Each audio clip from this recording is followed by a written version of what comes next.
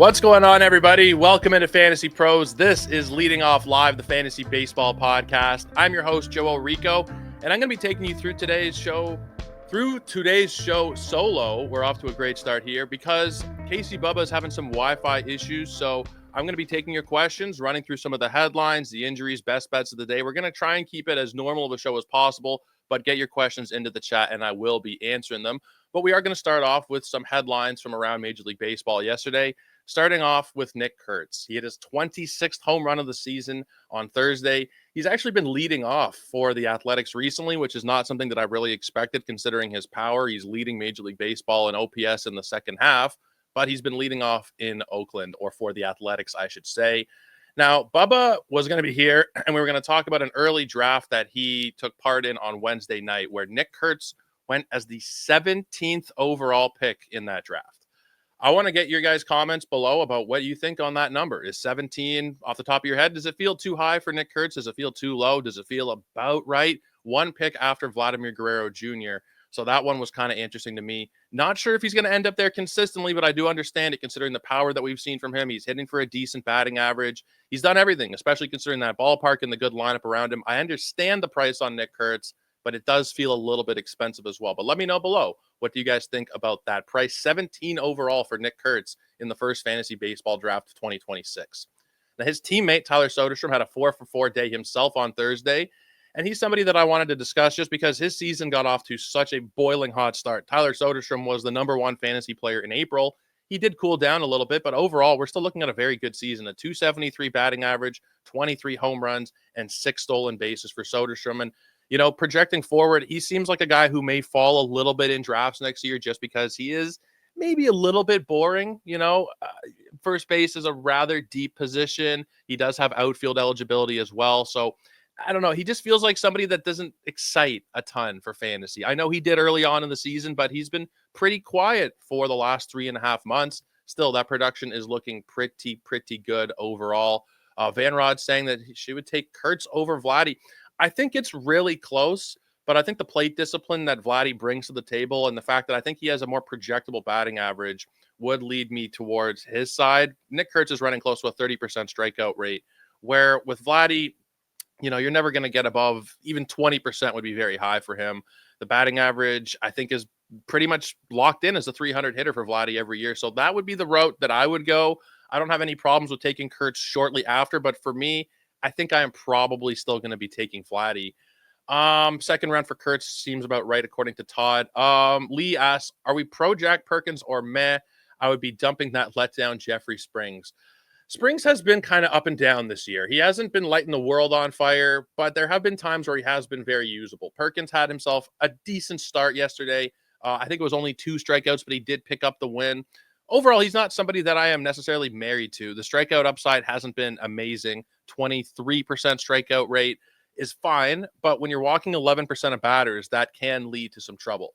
So what I like to usually do in these situations is just look at the upcoming schedule. His next start is against Detroit. The following one after that is St. Louis. Those aren't too bad. So I'd probably be willing to pick up Perkins.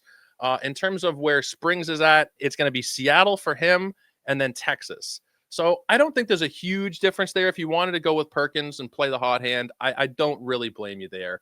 Todd is asking, normally don't like starting pitchers fresh off the 60-day IL, but with Bieber's pitch counts in AAA and the matchup, do we start him in most leagues? I am totally on board with starting Shane Bieber tonight. Like you mentioned, his rehab starts have been very, very strong. Miami is a team that you don't want to mess around with too much. I think that's a fair statement to make. But at the same time, we have to remember that they just lost, arguably, probably their best hitter in Kyle Stowers. So when you're taking him out of the equation, it becomes a lot less scary. Miami as a whole in August has a 105 WRC plus as a team. That's 13th in Major League Baseball. It's fine. But with Shane Bieber, a guy where we know the potential is 7 innings of shutout ball, he's a former Cy Young winner. I don't have any problem starting him today. If you're in a head-to-head league, then you can kind of play that based on where you are in the rest of your league. If you need wins, if you need ERA, if you're already set for strikeouts, etc., I think that's where you can make the decision from. B asking, is Waldrop legit? Think this is a flash, or will this carry over for the next couple of years? I like Hurston Waldrop. I don't know if he's going to continue at this pace because these first 4 starts have been remarkable for him. A 0.73 ERA, a 0.77 WHIP. He's not going to do that. I think we all know that. But The stuff is very good. Stuff isn't the be all and end all, but for him, it's 107 with 4 of his pitches grading out above average. You really, really like to see that. And you also like to see a lot of the swing and miss that we have seen from him so far. 12% swinging strike rate doesn't necessarily blow you away, but he's been striking out 27% of the batters that he has faced. So Hurston Waldrep does feel pretty legitimate. His next start is at Miami. After that is at Chicago. So we've already talked about Miami. Doesn't really scare me that much. And Chicago, I should specify, it's the Cubs. The Cubs have the worst offense in Major League Baseball in the month of August. You wouldn't really think so. Just thinking, okay, the Cubs, they've been a competitive team all year. A 72 WRC plus as a team in the month of August is not going to get it done. And we know why that's happening, right? Kyle Tucker, Pete Crow Armstrong not performing. That is essentially what's happening here. So I think, yes, Waldrep is somebody you should be adding, and you should be putting him into your starting lineup as much as you can for the time being. Jordan Westbrook avoiding the IL, but likely missing 4 to 6 games is so annoying. Just put him on the IL. I hear you. Jordan Westbrook, we're getting to a point now where this is becoming a little bit of a problem over the last couple of years. The talent is pretty undeniable. Like what he has done in very short sample size, 73 games this year, 15 homers, 53 runs. He's hitting 276. No problem at all. But 107 games last year, he had to miss time, and it's just been a bunch of different injuries. I don't know if this is a situation where he is injury prone or anything like that, but, in that early draft the other night, Jordan Westbrook went in the 5th round. And if he's going in the 5th round consistently with all the injury troubles, and you got to mention that the Orioles also underperformed this season, it does kind of worry me a little bit drafting Jordan Westbrook at such a high price. Is Ramon Laureano for real? He has been on fire. He absolutely has been. He's been a good player for the majority of his career. He did have a PED suspension that he got popped for in Oakland at one point. Kind of at that point, I tapped out. I didn't think there was going to be much after that. And 94 WRC plus in 2022, 90 in 2023. Last year was a little bit better. This season, Ramon Laureano is hitting 300 with a 150 WRC plus, 19 home runs. I don't think that you're seeing him on any waiver wires at this point.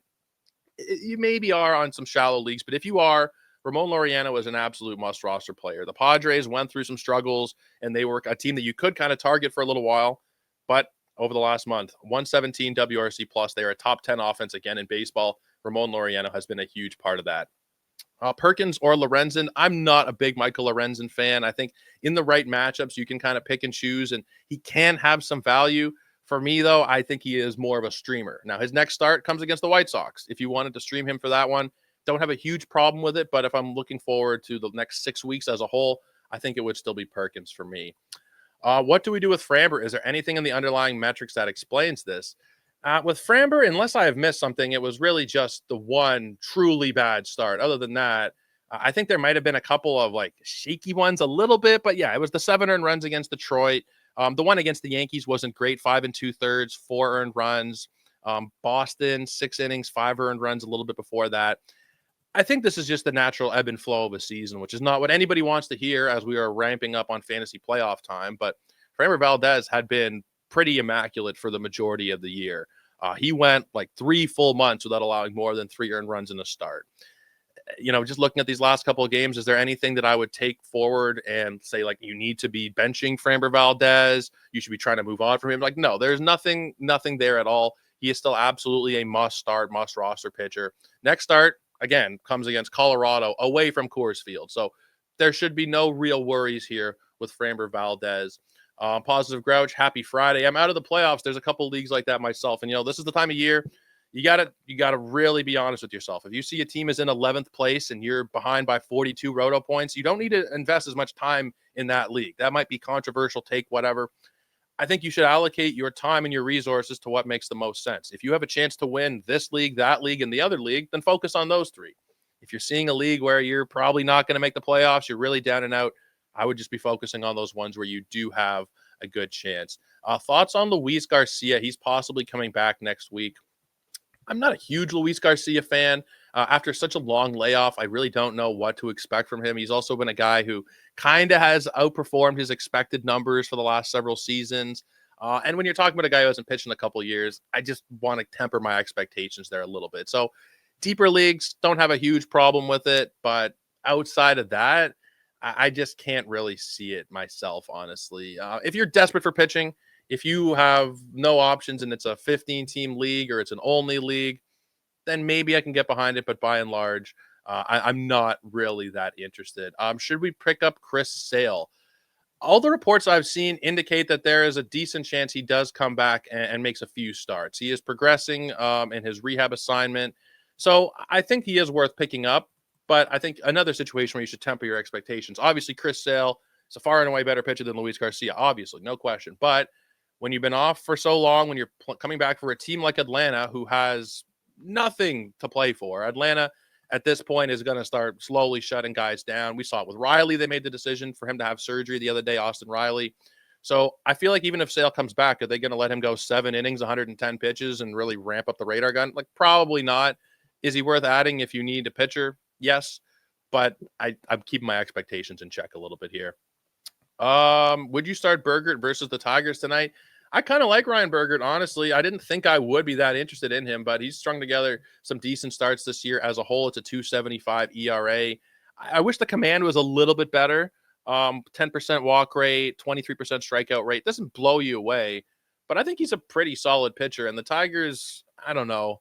They're a decent offense. You shouldn't take them too lightly, but they're not this juggernaut that we thought they were earlier in the season. So I think in a situation like Bergert, you can take your time there and stream him in. Okay, Joe, so this is us here today. What do you think has been Welsh's worst take and what was Pisa Pia's? I won't tell. Oh, my God. I can't come up with these off the top of my head. We did so many shows in the preseason where this is the nature of fantasy content. If you're getting 60% of the takes right, you're doing very, very well. So if you go back and listen to the shows that we did in the preseason, any of us did, you are going to find a bunch of hits. You are going to find a bunch of misses, and that's just kind of the way it is. You know, I don't want to throw them under the bus, but I also can't think of one off the top of my head that they were wrong about and I was right about or anything like that. But, you know, think about it. If you guys want to dig up some old clips and send them over, I'm sure we could have a little bit of fun with that. Concern level for Max Fried. Are we starting him tonight? This is a tricky one. I think if you are in a head-to-head league, it really does come down to where you are in the week. If you are desperate for a win and you know ratios are already blown away and you just in a desperation mode, then there's no reason not to start him. If you are preserving ratios and you need an immaculate start tonight to really get back into it, I don't know if Max Fried should really be your guy at this point. Boston, even though they don't really scare me right now, I think they're they're not bad offensively. They're kind of a mid-pack team in my view, but Max Fried has been truly awful going back to the beginning of July, that first start in July against the Blue Jays. Since then, it's been 4 earned runs, 4, 3, 4, 4, 4, 7. Just not at all that Max Fried that he was earlier in the season. So I don't mind if you're going to start him. If it's like, I need the start, I need the innings, I have to do it, then that's okay. But if you are in a position where you can pick and choose, I'm not starting him. I'm doing what I can to avoid starting him, in fact. For 2026 redraft, Roman Anthony or Jackson Merrill. Right now, it is firmly Roman Anthony. I know Michael Calley is not going to want to be hearing that. But here's the thing. Roman Anthony is kind of like in that Wyatt Langford, James Wood territory from last year. Big, promising rookie, comes up in the second half, hits the ground running. He hit a mammoth home run last night at Yankee Stadium.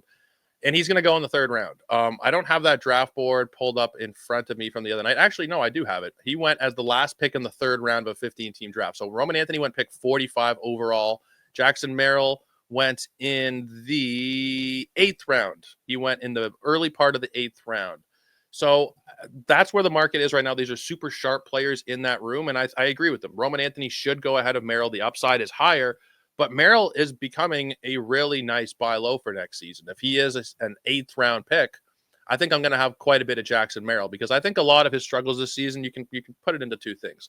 Sophomore slump is a phrase for a reason. Guys hit the ground running in year 1, the league adjusts to them in year 2, and then they kind of have to make some adjustments. That's the first thing here. And I think there's nothing like, oh, he was a fraud in year 1. Jackson Merrill isn't nearly this good. No, he's a great ball player, and he's going to have a great career. But this year just wasn't his year. He was also injured, and he's missed a bunch of time, so he's not going to be able to accumulate the volume stats that you'd need to take him in those early rounds. He has 1 stolen base, 9 home runs. A lot of the underlying data is still very good. The barrel rate is still at 11%. The hard hit rate went down slightly from 43% to 40%, but that's not a big deal. He's still making as much contact in the zone. Swinging strike rate is a little bit higher, which is probably the most concerning thing, that he's swinging and missing more. But by and large, Jackson Merrill, if he's going in the 8th round, I am going to have a lot of Jackson Merrill. And like Callie's saying here, Merrill had an insane year last year. Regression was coming. Still a solid player. I absolutely agree. B saying Roman Anthony already has the OBP covered, and the power is coming after an offseason with Durant in the weight room. I was surprised going through some average exit velocity numbers. I didn't realize how hard Jarren Durant hit the ball. This guy is hitting it like 92 miles an hour on average. He definitely has some thump. So spending some time with him in the weight room, I could think of worse ideas. That swagger after he hit that bomb at Yankee Stadium was pretty sweet from Roman Anthony. Probably going to get drilled, but it was sweet. Hey, you know what? If Tommy Pham didn't get drilled after the other night, then I don't even know what we're drilling guys for anymore. If you're desperate for help at second base in the points league, Lenny Sosa, Brooks Lee, Willie Castro, or Stott, or some other sleeper. Look, Lenny Sosa, I never thought that I would be a big Lenny Sosa fan, but he actually went in that draft the other night where they just did the first 11 rounds. They did 165 picks. Lenny Sosa went. And at first I was like, you got to be kidding me. But he's got 17 home runs. He's hitting for average at 271. The lineup in Chicago for the White Sox isn't amazing, but they're definitely a lot better than we anticipated they would be. They've got some good contributions this year, and Sosa has definitely been one of them. So I think that Sosa is the play there. Not that I have a huge problem with going Brooks Lee or with Bryson Stott, but I think for my money, I am going to have to go with Lenny Sosa there. What other questions do we have right now? Luke Keeschel or Otto Lopez? I think I'm going Luke Keeschel. He is playing every day, top of the order. Now, it's not much of an order in Minnesota. They have been pretty bad for the last few weeks, but I think that you got to go with Keeschel. I think he's more of a well-rounded fantasy asset. Now, Lopez has had a very good year, and I don't think there's a huge gap between them. But if I was given my choice, I would probably just go with Keeschel here. Let's get back to a couple of headlines. Keep filling up the chat with your questions, and I will continue to get to them. But I want to talk about a couple more pieces of news. Vinny Pasquantino, fourth consecutive game with a home run on Thursday, 26 homers, 87 ribby, and a 261 batting average for the year. Vinny Pasquantino also is somebody that feels like he's going to be a pretty good deal next year. He went in the 5th round of that draft. And again, it's a 15-teamer, so he went in the 70-ish overall range. And actually, the guy who took him was Casey Bubba in the 5th round there as his first baseman. I love Vinny Pasquantino. I think that Vinny Pasquantino is really an underrated asset, specifically for points leagues. I know a lot of you guys play in points leagues, and we and fantasy at large kind of leave points league content behind. We don't talk about it as much as we should. But if you are playing in points leagues, Vinny Pasquantino is a absolute darling, hitting for average, hitting for power. The lineup around him I thought would be a lot better this year, but even in absence of that, he has still had a very good season, and I could see him probably a top 7 or 8 first baseman off the board next year off the top of my head. Let's talk Dylan Cease, though. Another frustrating outing for him. 4 earned runs on 6 hits with 2 walks against the Giants. He struck out 7, but a 4.71 ERA and a 1.31 whip is not pretty. Now, here's what I'm going to say about Dylan Cease. You buy the dip. Because a lot of the numbers, and you guys are rolling your eyes, I can already feel it through the camera, but all the numbers below the surface are very good for Dylan Cease. The strikeout rate is still 30%. He's only been over 30% twice in his career before. The walks are no longer a huge issue. It's 9.8%. Would I like it a little bit lower? Sure, but it's not a huge problem. 3.51 expected ERA, 3.65 FIP. My personal favorite is Sierra, and he's at 3.50 there.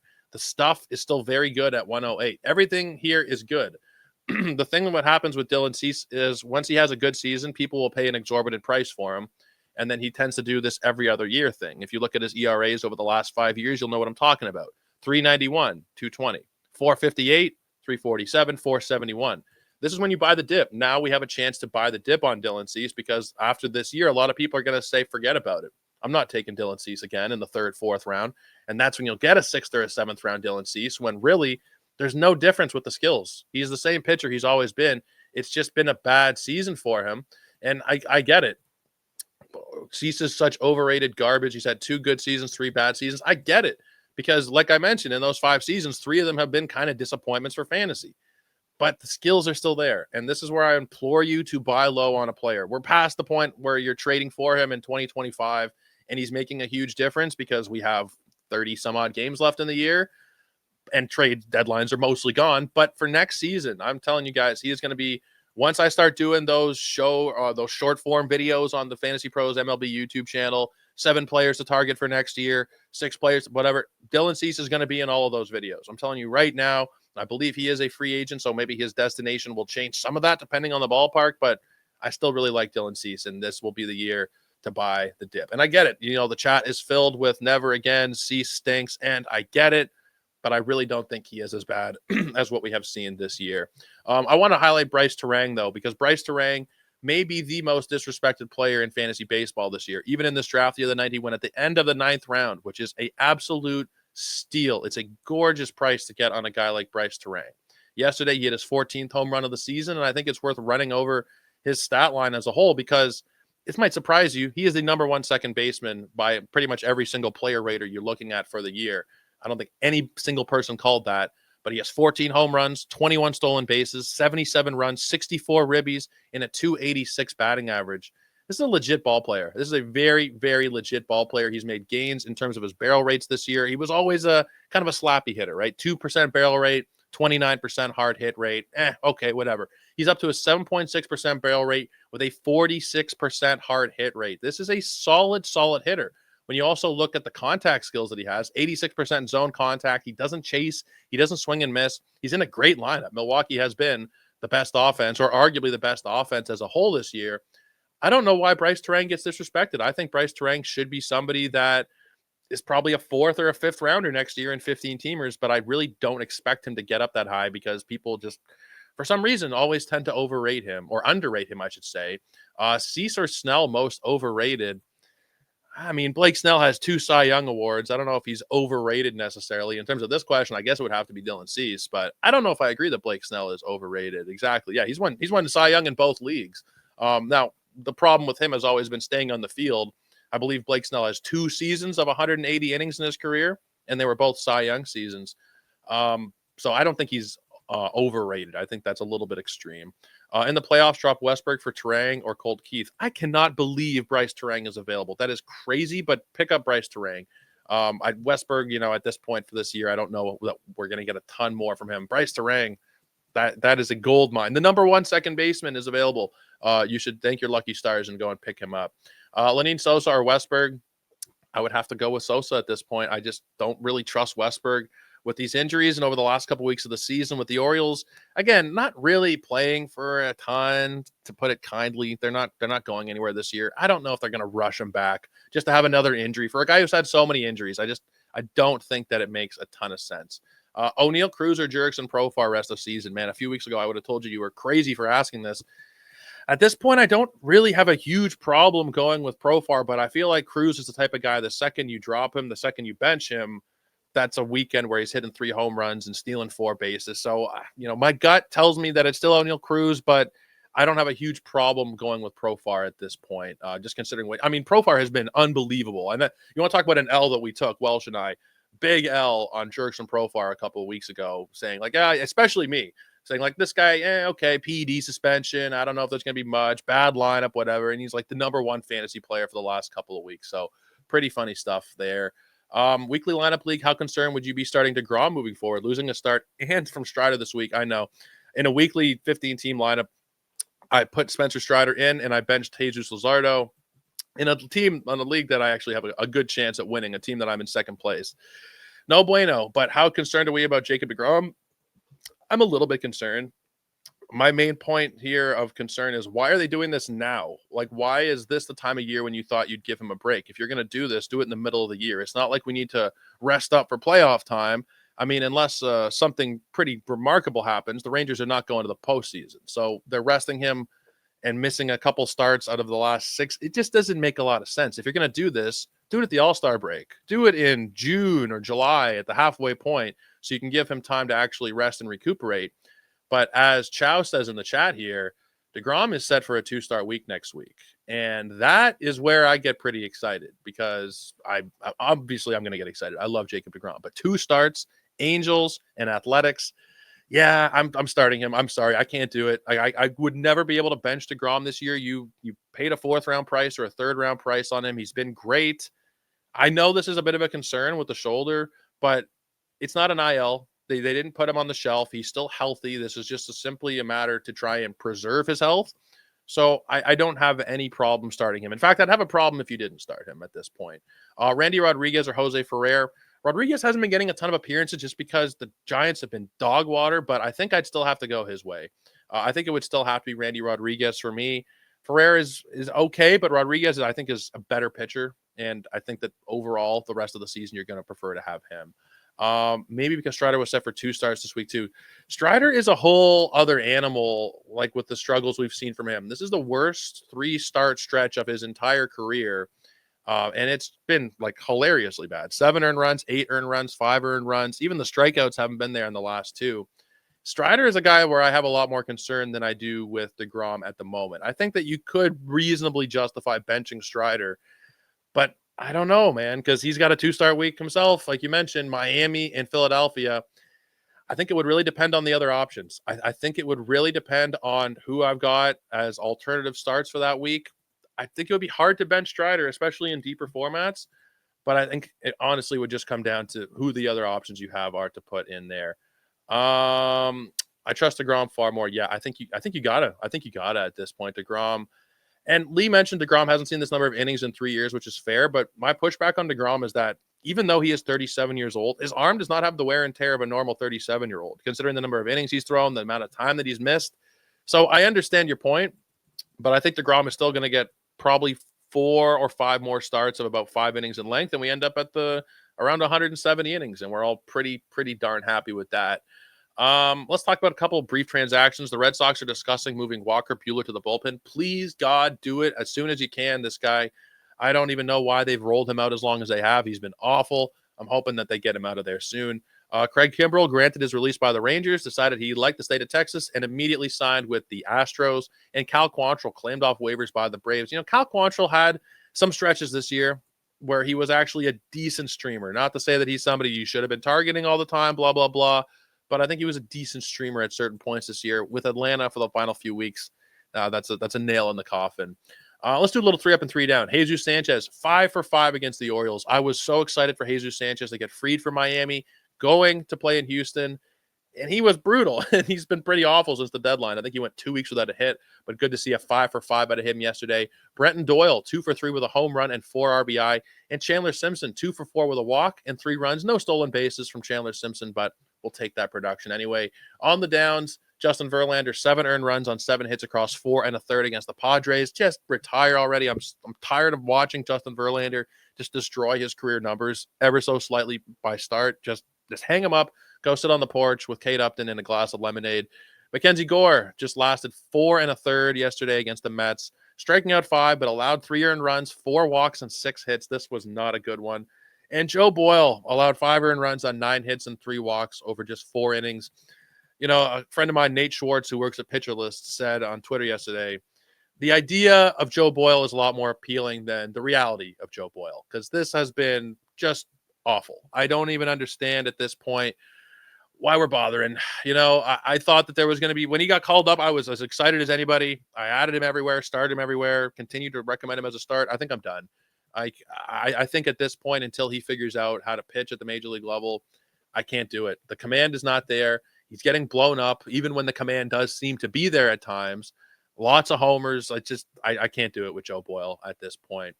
With McLean looking like the real deal, I think the Mets will also call up Sprout soon. The Mets are in free fall mode right now, and I don't really know how to predict what's going to happen with them.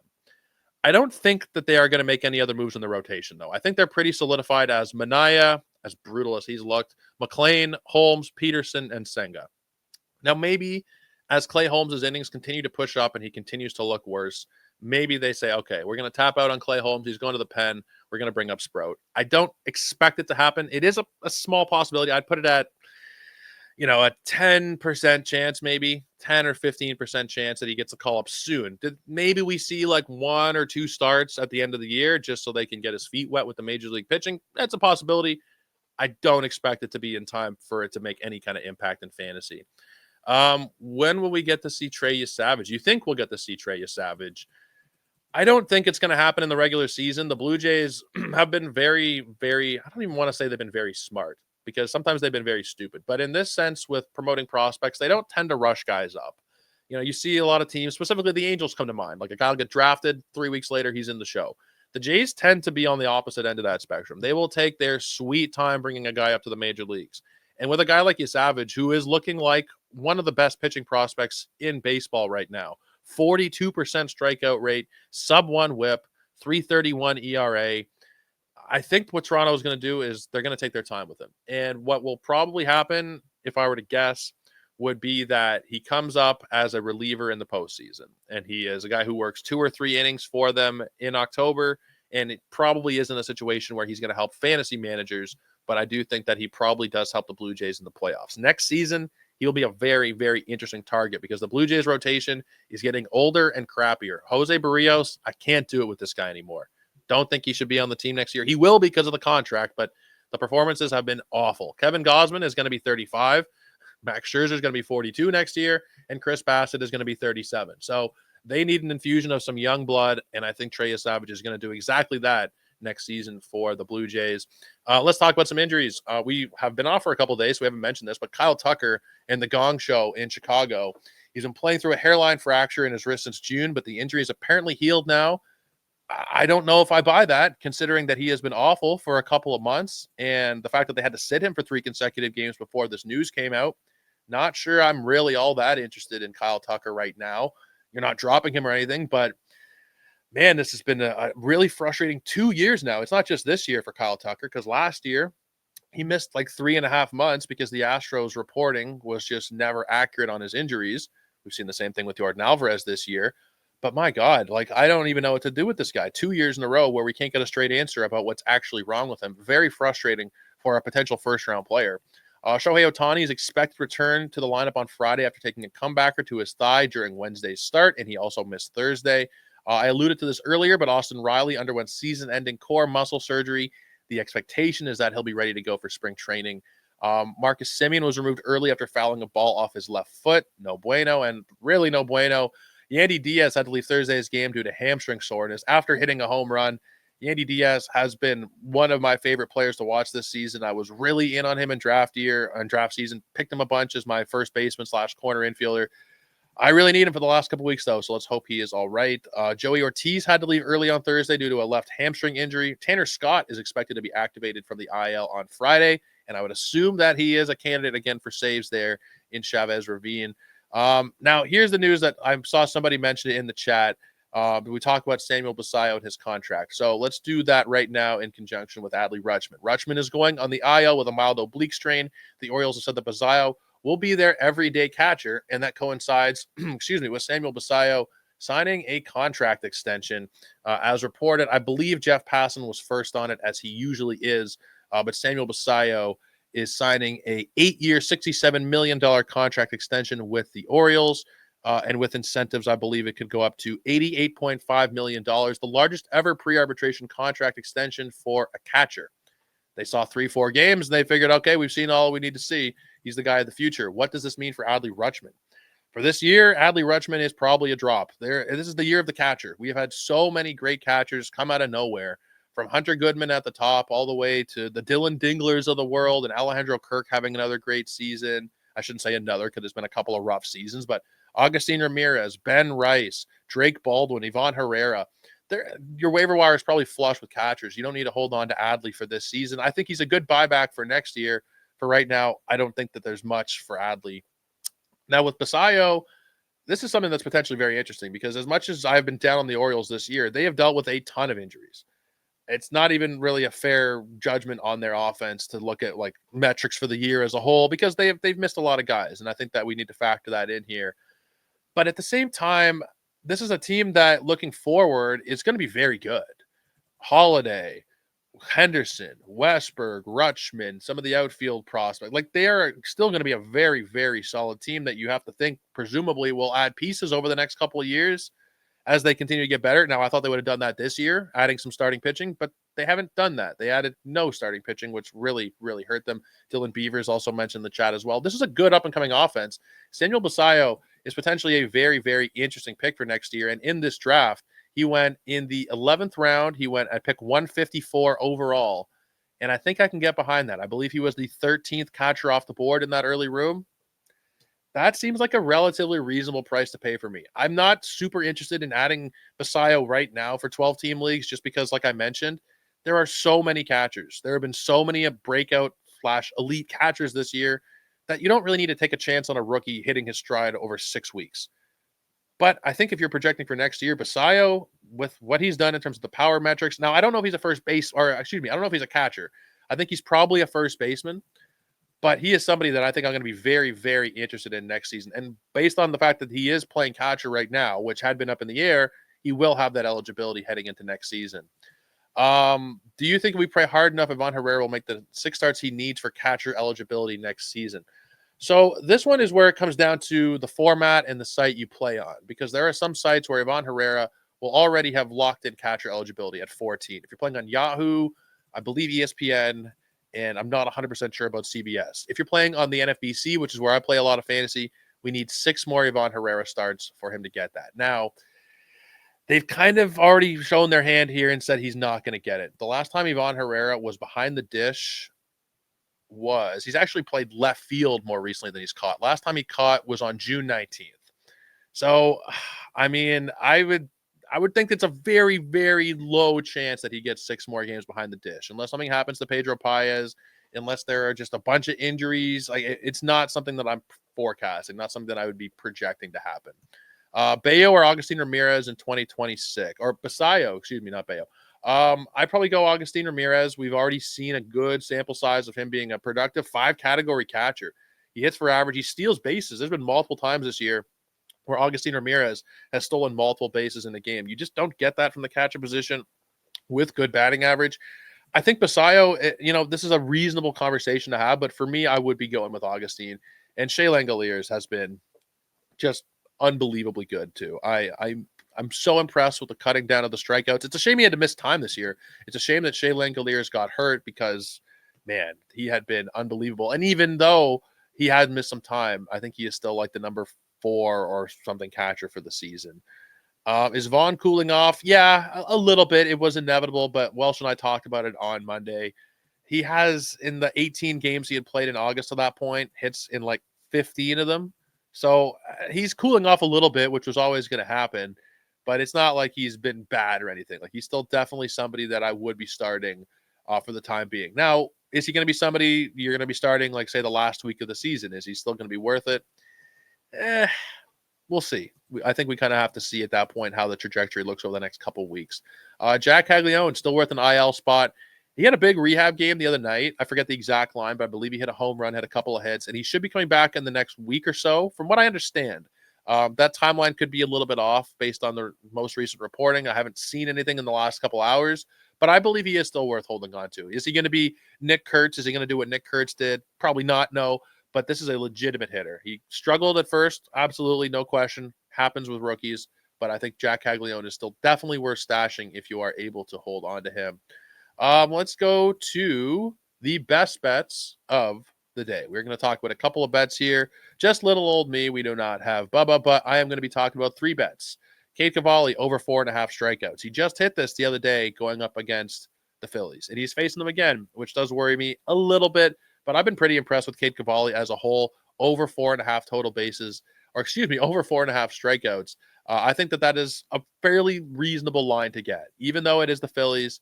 I think that that's a solid number to take, even at minus 104. Cade Cavalli over 4.5 strikeouts. Ketel Marte. This one is courtesy of the FantasyPros prop bet cheat sheet. He is at plus money for total bases today against Cincinnati, and I just couldn't pass that one up when I saw it on the sheet. I jumped at it, to be honest with you.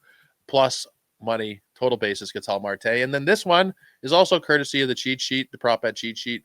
Miles Mikolas under 16.5 outs. Miles Mikolas is one of the worst pitchers in all of baseball. I don't think that that's a hot take. Now, he's facing Tampa, and Tampa has been very, very cold over the last month, but this is in Tampa, where they tend to have a very good offensive output. So I'm taking Miles Mikolas under 16.5 outs today. That one shouldn't be too hard. But like I mentioned, go check out the prop bet cheat sheet. There's a lot of great stuff over there. And we've added some new markets as well for you guys to be checking out. And it makes me sad every time we see our good friend Justin Steele on that screen. He got a tough shake this year. But give yourself a good chance with the prop bet cheat sheet. Make some money over the next couple of weeks and go to FanDuel. And you can use our code leading off. It's fantasypros.com/leading off. You bet $5 and win $250 if your first bet wins. So go ahead and do that today. Do we have an updated home run board? We do have an updated home run board. Positive Grouch started to pull away at 53 at the top. Whips at 50 in second place. Bees at 48, tied with George at 48 as well. George 84 with 48 home runs. And the Fisher King with 47. He is in 5th place right now. My home run call for the day is actually Alex Bregman. It's not somebody that I think I have called or we have called a ton on the show this year, but he is in New York, and I did talk about him a little bit earlier, Max Fried. It's been a little bit shaky for him, lefty versus righty. I am going to take Alex Bregman there. Let's get a couple of more questions in before we send you guys off for the weekend. Carson Williams going to contribute for fantasy. The reason Carson Williams is a top prospect is because he has an elite glove. Carson Williams is going to be a guy who wins multiple gold gloves at shortstop. I don't really have any doubt about that. He has a massive strikeout rate, really low batting average. Even in the minors, his WRC plus was below league average. Decent little power speed mix, but I think he is a deeper league target at best right now. Not somebody that I would really be super, super interested in. Good replaces for Westberg, Lee, Keith, McNeil, Rengifo, Beatty. Might go with Brooks Lee or I think I'm going Colt Keith there. I think Colt Keith would be my option, but Brooks Lee is not too bad either. Do you expect Vladdy back today?